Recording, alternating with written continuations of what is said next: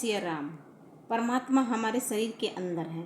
Bible में कहा गया है, क्या तुम जानते नहीं कि तुम परमात्मा का मंदिर हो और परमात्मा तुम्हारे अंदर निवास करता है। बौद्ध धर्म के अनुसार अगर तुम सोचते हो कि धर्म तुम्हारे अंदर नहीं बाहर है तो तुम उस सर्वोच्च धर्म को नहीं मान रहे हो, बल्कि किसी आधे अधूरे से उपदेश को मान रहे हो। हिंदू धर्म में कहा गया है, वह एक परमात्मा सबके अंदर छुपा हुआ है, वह सभी प्राणियों में निवास करता है। ग्रंथ साहिब में लिखा है, सब कुछ घर में बाहर नाही, बाहर टोले सो भरम भुलाई।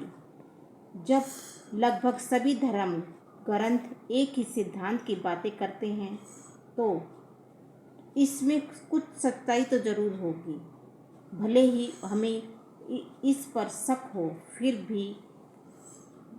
फिर यही बात सही लगती है। अगर परमात्मा की खोज करनी है या उसे प्रकट करना हो तो उसे केवल अपने अंदर में ही पाया जा सकता है, क्योंकि वह प्राणियों में छुपा हुआ है।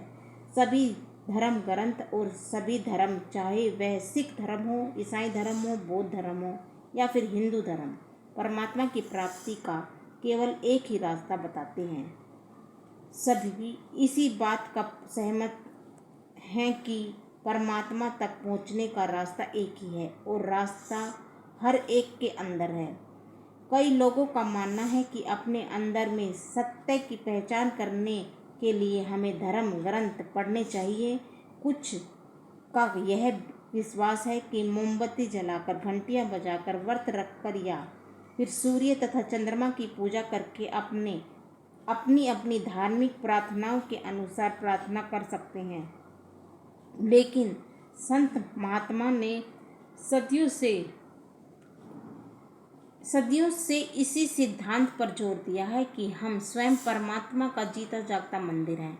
अगर हम यह मानते हैं कि परमात्मा हमारे अंदर में है, फिर उसे बाहर ढूंढने की कोई ज़रूरत नहीं, मूर्ति पूजा की कोई ज़रूरत नहीं, तस्वीरों में माथा टेकने या ग्रंथों से ज्ञान हासिल करने की कोई ज़रूरत नहीं, क्योंकि युगों युगों से संत महात्मा यही कहते आए हैं कि हमें जो भी मिलेगा अपने अंदर ही मिलेगा।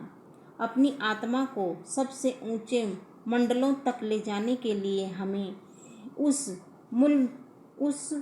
कुल मालिक को अपने अंदर ही ढूंढना होगा। हम जो कुछ भी ढूंढना चाहते हैं वह हमारे अंदर में है। आत्मा का सफ़र ठीक वैसा ही है जैसे कि एक बीज का निवास होता है। जय सिया राम।